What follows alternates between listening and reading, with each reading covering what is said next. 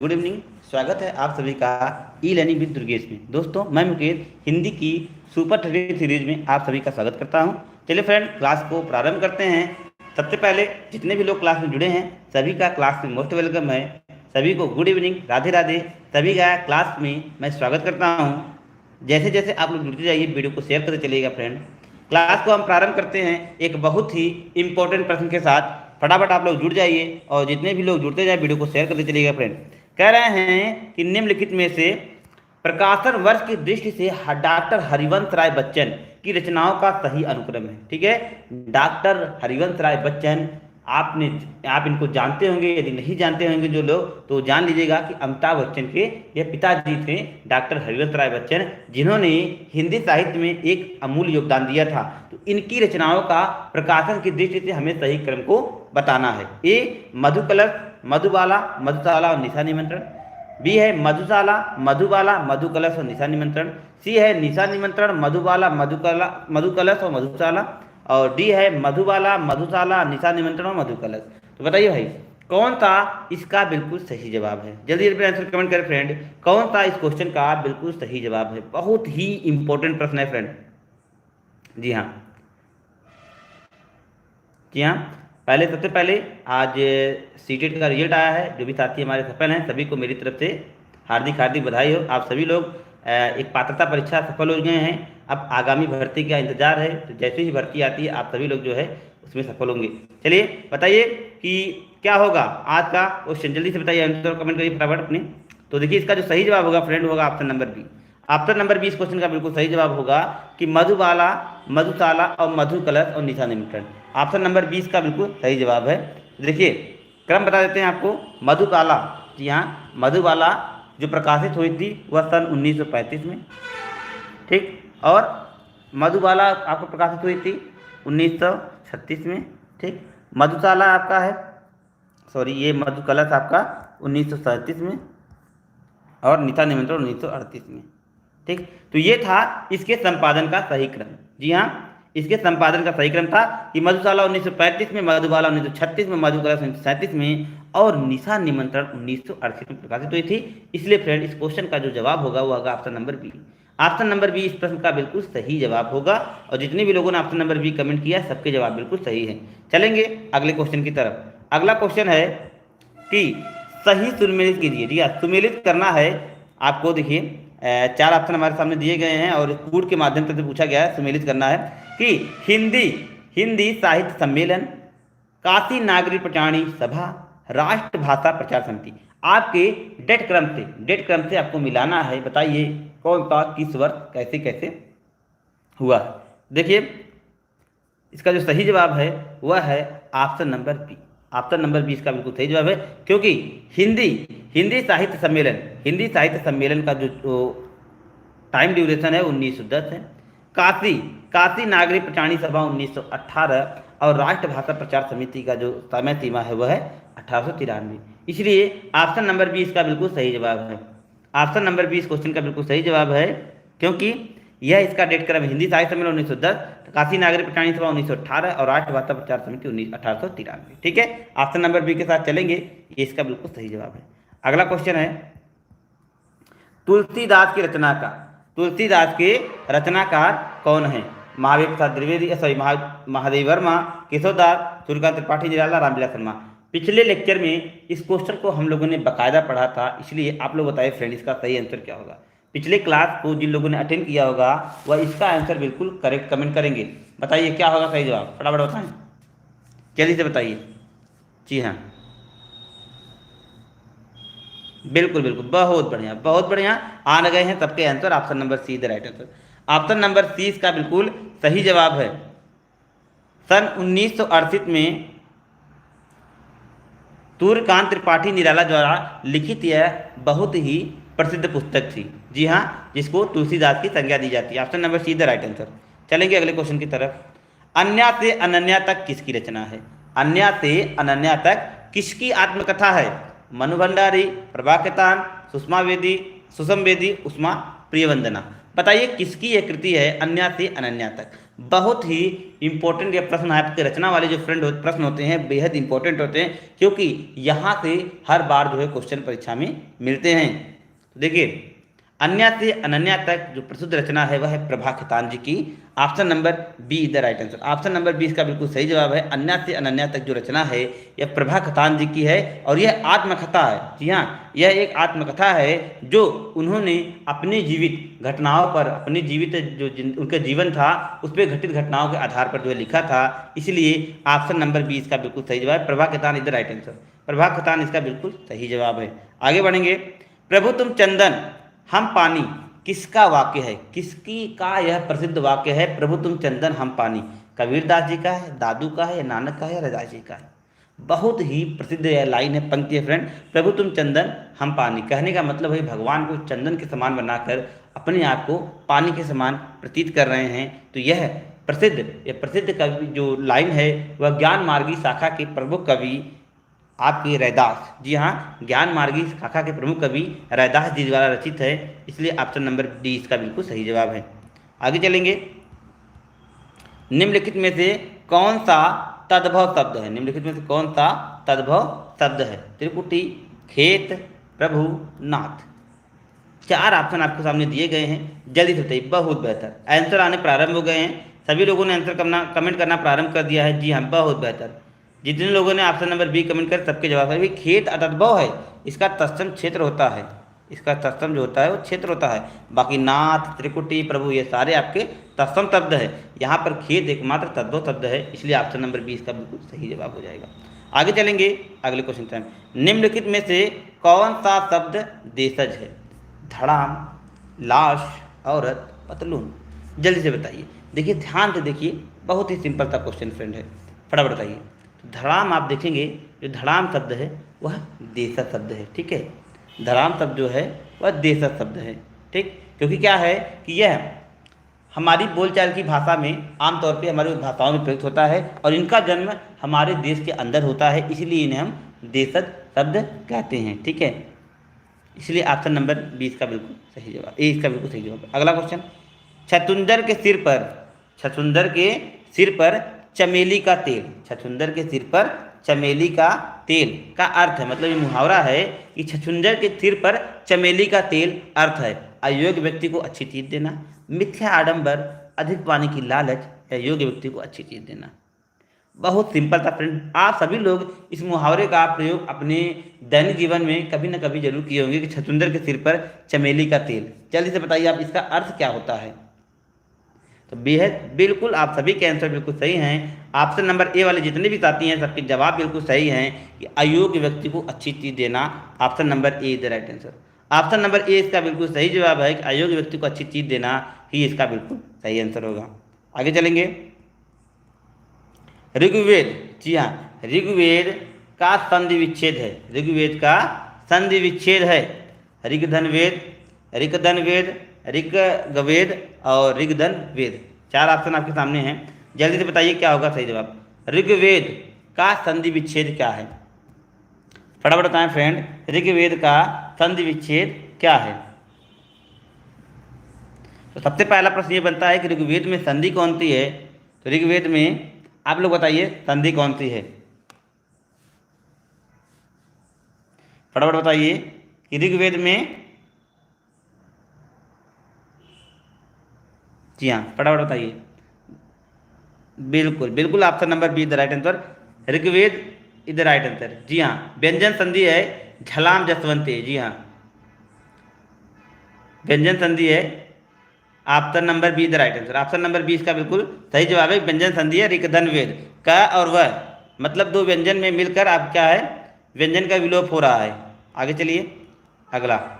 आप बीती, आप बीती शब्द में समास है, आप बीती शब्द में समास है। कर्मधार है, द्वंद्व, दिगु और तत्पुरुष। जल्दी से बताइए। आप बीती में समास है, आप बीती में समास है। यदि मैं इस शब्द को तोड़ दूं तो आप इसका आंसर आसानी से दे पाएंगे। आप पर बीती, आप पर बीती। देखिए यहाँ पर आ गया है आपका अधिकरण, अधिकरण तत्पुरुष आ गया है, लेकिन अधिकरण दिया नहीं गया है। डिटेल में आप जानते रहिएगा कि यह अधिकरण तत्पुरुष है, बट हमारा जो दिया है तत्पुरुष समास, इसलिए तत्पुरुष समास का बिल्कुल सही जवाब है। जी हाँ, प्रश्न को आप तोड़ के अगर हल करेंगे तो आंसर आपको फैक्ट मिलेंगे। इसलिए आप पर बीती शब्द को हमने तोड़ दिया, तुरंत पता चल गया आपका अधिकरण तत्पुरुष है। अगला, घोंसले में चिड़िया, घोंसले में चिड़िया में कौन सा कारक है? अपादान है, संबंध है, संप्रदान है, अधिकरण है। तो भाई फिर अभी हमने बात किया ना, अभी थोड़ी देर पहले हम लोगों ने जिक्र किया है में पर, में पर अधिकरण कारक का चिन्ह क्या होता है? में और पर। तो तुरंत देर नहीं करना, जल्दी से आंसर को चूज कर देना, आगे बढ़ना है। ठीक, अधिकरण इज द राइट आंसर। अधिकरण कारक इसका बिल्कुल सही जवाब है। अपादान कारक का चिन्ह होता है से अलग होने के लिए। ठीक है, संबंध का होता है हे हो अरे, ठीक, हे अरे, और संप्रदान का के लिए, के द्वारा, के लिए या के द्वारा। ठीक है, ये चिन्ह होते हैं। ठीक है, कारक पहचानने का ये चिन्ह होता है। आगे चलेंगे, ये एक पैसेज हमारे सामने दिया गया है, इस पैसेज को थोड़ा सा पढ़ते हैं कि गांधीवाद में राजनीतिक और आध्यात्मिक तत्वों का समन्वय मिलता है। यही इस वाद की विशेषता है।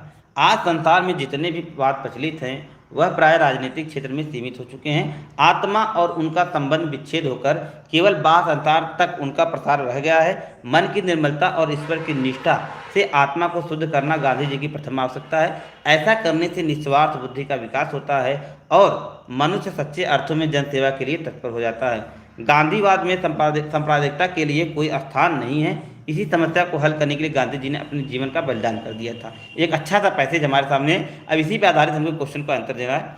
तो देख कह रहे हैं कि उपयुक्त गद्यांश के आधार पर, जी हाँ, क्वेश्चन हमसे कह रहे हैं उपयुक्त गद्यांश के आधार पर बताइए कि संसार के सारे वादे सीमित हैं राजनीतिक क्षेत्र तक, सांप्रदायिक क्षेत्र तक, आत्मा तक या धर्म तक। जल्दी से बताइए कहाँ तक सीमित हैं। आप सभी लोगों ने अभी पढ़ा है तो आप सभी लोगों ने देखा है कि संसार के सारे वादे कहाँ तक सीमित हैं। जल्दी से बताइए, संसार के सारे वादे कहाँ तक सीमित हैं? तो संसार के जो सारे वादे फ्रेंड अकॉर्डिंग टू पैसेज वह राजनीतिक क्षेत्र तक सीमित हैं, राजनीतिक क्षेत्र तक सीमित हैं। इसलिए ऑप्शन नंबर ए इसका बिल्कुल सही जवाब हो जाएगा। आगे चलेंगे अगले क्वेश्चन की तरफ। अगला क्वेश्चन है, देखिए, हमारी संस्था ई लर्निंग विद दुर्गेश में यूपी टेट की नई बैच प्रारंभ हो चुकी है। हमारा स्लोगन है आप साथ दो हम परिणाम देंगे। हमारे यहाँ इस क्लास में आपको लाइव क्लासेस, टेस्ट सीरीज और क्लास नोट्स प्रोवाइड कराए जाएंगे।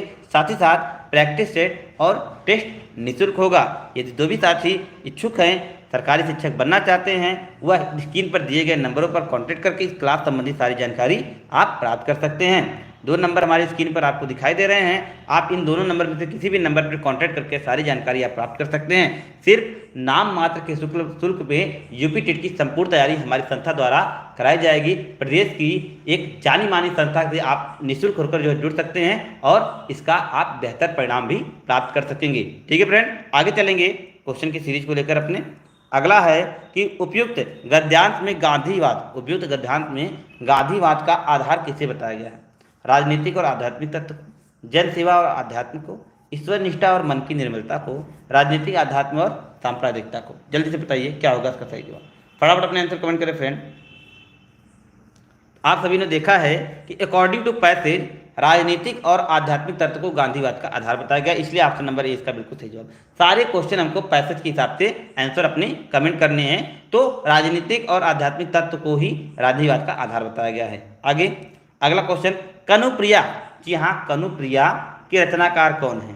कनुप्रिया धर्मवीर भारती, रांगेय राघव, भगवती चरण वर्मा, नागार्जुन। बताइए कौन आपके कनुप्रिया के रचनाकार हैं? जल्दी से बताइए। बहुत ही प्रसिद्ध रचना है कनुप्रिया। बताइए कौन है कनुप्रिया के रचनाकार? ठीक, तो बड़ा ही फेमस है खंड काव्य है इनका, जो 1959 में प्रकाशित हुआ था। रचनाकार हैं धर्मवीर भारती। धर्मवीर भारती, इनकी कुछ रचनाएं हैं। गुनाहों का देवता, गुनाहों का देवता, ठेले पर हिमालय, ठेले पर हिमालय, सूरज का 7वां घोड़ा, 7वां घोड़ा। ये कुछ प्रसिद्ध रचनाएं हैं धर्मवीर भारती की। ये कुछ प्रसिद्ध रचनाएं धर्मवीर भारती की और याद रखिएगा, बहुत ही प्रसिद्ध रचनाकार हैं, इनकी रचनाएं अक्सर परीक्षाओं में पूछी जाती हैं। अगला, प्लुत स्वर कौन सा है? प्लुत स्वर कौन सा है? प्लुत स्वर आप जानते हैं कि स्वर 3 प्रकार का होता है। प्लुत स्वर, जी हाँ, स्वर हस्त स्वर, दीर्घ स्वर और प्लुत स्वर। तो जिनमें हस्त स्वर और दीर्घ स्वर से ज़्यादा मात्रा लगता है, ज़्यादा मतलब ऊर्जा व्यय होती है, उसे प्लुत स्वर कहते हैं, जैसे ओम।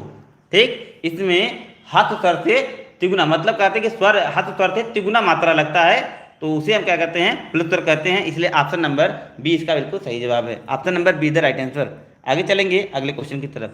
अगला है, प्रयोजन का समानार्थी शब्द नहीं है। प्रयोजन का समानार्थी शब्द नहीं है। लक्ष्य, हेतु, नियोजन, उद्देश्य। कौन सा समानार्थी शब्द, मतलब कह सकते हैं कौन सा इससे मेल खाता हुआ शब्द नहीं है, उसी का चुनाव आपको करना है। जल्दी से बताइए, कौन सा प्रयोजन का समानार्थी शब्द नहीं है? ठीक, फटाफट बताइए। देखिए, लक्ष्य भी है, हेतु भी है, उद्देश्य भी है। नियोजन का संबंध, नियोजन का संबंध प्रयोजन से नहीं है, बल्कि नियोजन का मतलब होता है योजना बनाना। ठीक है, योजना बनाना। इसीलिए ऑप्शन नंबर 30 का बिल्कुल सही जवाब हो जाएगा। आगे चलेंगे, ऋजु का विलोम। कल के क्लास में हमने इसको बहुत अच्छी तरीके से समझाया था कि ऋजु का विलोम वक्र होता है। ऋजु का विलोम वक्र होता है। ऑप्शन नंबर 30 का बिल्कुल सही जवाब होगा, ऋजु का विलोम वक्र होगा। देखिए, यहाँ पर निम्नलिखित में से किस विकल्प में विशेषण का निर्देश अशुद्ध है? ढाई अपूर्ववाचक विशेषण, दूसरा क्रमवाचक विशेषण, वह नौकर कोई विशेषण नहीं, 26 पूर्णांकबोधक विशेषण। तो बताइए कौन सा अशुद्ध है? अशुद्ध का चुनाव करना, मतलब कौन सा विशेषण की दृष्टि से गलत है। ठीक, कौन सा विशेषण की दृष्टि से गलत है? तो देखिए, वह नौकर में कोई विशेषण नहीं, यही गलत है। जबकि वह नौकर में सार्वनामिक विशेषण है, वह नौकर में वह सार्वनामिक विशेषण है, इसलिए में कोई विशेषण नहीं दिया, यही हमारा गलत हो जाएगा, अशुद्ध हो जाएगा। Option number C the right answer. अगला, आप भला तो जग भला, आप भला तो जग भला वाक्य में सर्वनाम के किस भेद का बोध होता है? निजवाचक, अनिश्चयवाचक, प्रश्नवाचक, संबंधवाचक। अरे भाई, आप भला तो जग भला में सर्वनाम की किस रूप का प्रयोग हो रहा है? जल्दी से बताइए। आप भला या तो जग भला? आप भला की बात कर रहे हैं। आप मतलब आप स्वयं, मतलब अपनापन का बोध हो रहा है, तो अपनापन का मतलब होता है निजवाचक सर्वनाम। जहाँ पर स्वयं की बात हो, अपनेपन की बात हो, वहाँ पर निजवाचक सर्वनाम होता है। ठीक है, ऑप्शन नंबर ए इसका बिल्कुल सही जवाब हो गया। आगे चलेंगे, निम्नलिखित में से कौन सा शब्द पुल्लिंग है? चील, कड़ी, सरसों, संतान। बहुत ही मज़ेदार प्रश्न है, इसको VI करके रख दीजिएगा। विवादित प्रश्न है भाई साहब, परीक्षा में विवाद पैदा करने वाला यह प्रश्न था। बताइए क्या होगा इसका सही जवाब? कौन सा शब्द पुल्लिंग है? फटाफट अपने आंसर कमेंट करें। कौन सा शब्द यहाँ पर पुल्लिंग है? जल्दी से बताइए। देखिए भैया, चील, कड़ी और सरसों ये सारे स्त्रीलिंग हैं, जो पुल्लिंग है वह संतान। ऑप्शन नंबर डी इसका बिल्कुल सही जवाब है। 3, ये जो आपका संतान है यह पुल्लिंग है। आगे देखिए, एक पद्यांत हमारे सामने दिया गया था। पद्यांत में कौन सा रस प्रयुक्त हुआ उसको बताना था। तो जो पद्यांत था, पद्यांत है, वर्दन की पंगति कुंडली अर्धरधार, पल्लव लोचन की चपला चमके घन बीजे, छवि मोती मामोलन की, घुघरू लटके लटके, मुख ऊपर कुंडल लटके, मुख ऊपर कुंडल लके, चलिए, मुख ऊपर कुंडल लाल कपोलन, न्यू छावर प्राण करे, तुलसी बलि जाऊं लालन की बोलन।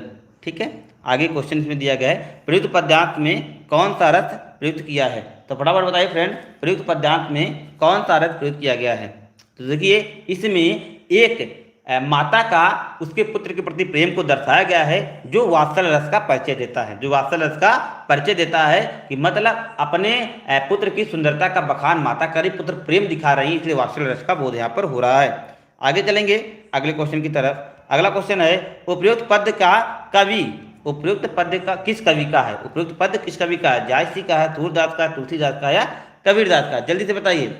तो जो उपयुक्त पद है फ्रेंड वह तुलसीदास का है, और राम के बचपन बाल लीलाओं का यहाँ पर बखान कर रहे हैं तुलसीदास जी, वो लाइनों में पंक्ति हुआ है। ठीक है, पंक्तियों में राम के बचपन के बाल लीलाओं का बखान कर रहे हैं तुलसीदास जी, इसलिए प्रयुक्त पद जो उपयुक्त पद है हमारा, उसके जो पद कवि हैं वह तुलसीदास जी हैं। आगे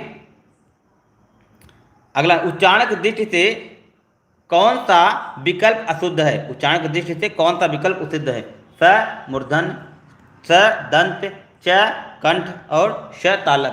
बताइए भाई कौन सा उच्चारण की दृष्टि से अशुद्ध है? उच्चारण की दृष्टि से अशुद्ध है, फटाफट बताइए, फटाफट अपने आंसर कमेंट करें। कौन सा, सॉरी यहाँ पर शुद्ध पूछा जा रहा है, थोड़ा सा मिस्टेक हुआ क्वेश्चन में, कौन सा उच्चारण की दृष्टि से शुद्ध है? तो देखिए ये भी अशुद्ध है, ये भी गलत है। देखिए आप जानते हैं क वर्ग का होता है, ठीक, उसके बाद ऋषि वाला श का होता है, ये इसका तालु से होता है, ये सारे अशुद्ध हैं। जो शुद्ध है फ्रेंड वो ऑप्शन नंबर 20 का right answer, option number 20 question का बिल्कुल सही जवाब है। अगला क्वेश्चन है फ्रेंड, निम्नलिखित में से कौन सा कथन अशुद्ध है? दो महाप्राणों व्यंजनों का उच्चारण एक स्थान से हो सकता है। हिंदी में ज्ञ का उच्चारण परंपरा से भिन्न हो गया है। 6 संयुक्त व्यंजन है। विसर्ग कंठ से वर्णित होता है। जल्दी से बताइए कौन सा यहाँ पर अशुद्ध है? अशुद्ध का आपको चयन करना है। तो अशुद्ध का जो है फ्रेंड वह है आपका 2 महाप्राण व्यंजनों का उच्चारण एक साथ हो सकता है, यही कथन अशुद्ध है। बल्कि ये आपका हिंदी ज्ञ उच्चारण परंपरा से भिन्न, ये सही है। 6 संयुक्त अक्षर है, विसर्ग का उच्चारण करते हैं, सारे सही है। जो गलत है फ्रेंड वह है ऑप्शन नंबर ए। आगे चलेंगे, मेरे लड़के ने मेरी आज्ञा का पालन नहीं किया। मेरे लड़के ने मेरी आज्ञा का पालन नहीं किया, वाक्य में लड़के के विषय में कौन सा विकल्प अशुद्ध है? पुल्लिंग, कर्ता, बहुवचन, एकवचन, कौन सा आपका यहाँ पर अशुद्ध है? उसी का चुनाव करना है, उसी का चुनाव करना है। बिल्कुल सिंपल सा फ्रेंड ये प्रश्न है, फटाफट बताइए क्या होगा इसका सही जवाब। कौन सा यहाँ पर अशुद्ध है? जल्दी से बताइए। ठीक, यहाँ पर जो अशुद्ध है फ्रेंड वह है बहुवचन। बहुवचन अशुद्ध है। मेरे लड़के नहीं, मेरा लड़का होगा। यहाँ पर मेरे लड़के की बात हो रही है, यहाँ पर यही अशुद्ध है, इसलिए ऑप्शन नंबर सी इसका बिल्कुल सही जवाब है। मेरे लड़के बहुवचन का प्रयोग नहीं होगा, यही अशुद्ध है, बाकी सब कुछ सही है। आगे चलेंगे, अगला क्वेश्चन है, राम आम खाता है। राम आम खाता है वाक्य में कौन सा वाच्य प्रयुक्त हुआ है? भाई राम आम खाता है, यही कर्ता को प्रधानता मिली है। राम आम खाता है, प्रधानता किसे मिली है? कर्ता को मिली है, तो जाहिर सी बात है भाई कृतवाच्य होगा। हमने आपको बताया है कि जिस वाक्य में कर्म प्रधान हो कर्मवाच्य, जिस वाक्य में भाव प्रधान हो भाववाच्य, जिसमें कर्ता प्रधान हो वह कृतवाच्य होगा। ऑप्शन नंबर डी सा बिल्कुल सही जवाब होगा। अगला क्वेश्चन, रहीमन पानी राखिए, बिन पानी सब सून, पानी गए न ऊपरे, मोती मानुष चून। तो यहाँ पर कौन सा अलंकार प्रयुक्त हुआ है? फटाफट बताइए। तो बहुत ही इंपॉर्टेंट प्रश्न है ये, इसमें श्लेष अलंकार प्रयुक्त हुआ है। यहाँ पर पानी में 3 अर्थ चिपके हुए हैं। पानी का 3 अर्थ चिपका हुआ है। पानी का मतलब होता है जल, पानी का मतलब होता है मोती और पानी का मतलब होता है चूने, मतलब चूने से जो है अर्थ होता है। 3 अर्थ चिपके हुए हैं पानी में, इसीलिए यहाँ पर श्लेष अलंकार है। जी हाँ, 3 शब्द इसमें चिपके गए। जो श्लेष अलंकार होता है उसमें क्या होता है कि एक ही शब्द के अन्य अर्थ चिपके होते हैं, इसलिए वहाँ पर श्लेष अलंकार होता है। आगे अगला क्वेश्चन है फ्रेंड, देखिए आप भी जो है ई-लर्निंग विद दुर्गेश के साथ जुड़ सकते हैं। ऑनलाइन बैच हमारे प्रारंभ हो चुकी है, घर बैठकर आप सारी संपूर्ण तैयारी कर सकते हैं। इस ऑनलाइन बैच से जुड़ने के लिए आपको दिए गए स्क्रीन पर नंबर आपको दी जा रहे हैं 6306344367 और 7355179012 पर आप कॉन्टेक्ट करके सारी जानकारी ले सकते हैं। अगला क्वेश्चन है, निम्नलिखित में से कौन सा शुद्ध है? अंगना, चांद, आँख, अंक। बताइए कौन सा शुद्ध है? जल्दी से बताइए, बहुत ही इंपॉर्टेंट प्रश्न है फ्रेंड। तो देखिए यहाँ पर जो शुद्ध है वह अंगना है, अंगना हमारा शुद्ध है, बल्कि चांद, आँख और अंक ये सारे गलत हैं। अगला, निम्नलिखित में से किस शब्द में वर्तनी की दृष्टि से सही है? कौन सा शब्द वर्तनी की दृष्टि से सही है? ए सन्निधि, बी समनिधि, सी सन्निधि और डी सन्निधि। बताइए कौन सा व्याकरण की दृष्टि से शुद्ध है? कौन सा व्याकरण की दृष्टि से शुद्ध है? तो जो व्याकरण की दृष्टि से फ्रेंड सिद्ध है, वर्तनी की दृष्टि से शुद्ध है, सन्निधि है। Option number D, option number D इसका बिल्कुल सही जवाब है, वह सन्निधि है जो व्याकरण की दृष्टि से शुद्ध है। अगला, उपचारात्मक शिक्षण सफलता, उपचारात्मक शिक्षण की सफलता निर्भर करती है भाषिक नियमों के ज्ञान पर, समय अवधि पर, समस्या के कारणों की सही पहचान पर और उपचारात्मक शिक्षण सामग्री पर। बताइए, बहुत ही इंपॉर्टेंट प्रश्न है। तो देखिए समस्या के कारणों का। देखिए पहले हमने आपको बताया है कि दो प्रकार का शिक्षण होता है, एक निदानात्मक होता है, एक उपचारात्मक होता है। निदानात्मक समस्याओं का पता लगाने के लिए, ठीक, और उपचारात्मक समस्याओं का पता लगाने के पश्चात हल ढूंढने के लिए। यहाँ पर ऑप्शन नंबर 30 का बिल्कुल सही जवाब हो गया। ठीक है, कि उपचारात्मक समस्या के कारणों को सही पहचान पर, ठीक, मतलब उपचारात्मक शिक्षण की सफलता किस पर निर्भर है? जब निदानात्मक परीक्षण सफल होगा, जब निदानात्मक परीक्षण सही होगा, तभी तो उपचारात्मक परीक्षण की सफलता निर्भर करेगी। इसीलिए समस्याओं के कारणों के सही पहचान पर इसका बिल्कुल सही जवाब होगा। तो ये था फ्रेंड आज का हमारा क्लास। मिलते हैं नेक्स्ट लेक्चर में, तब तक के लिए best of luck. Thank you, good bye.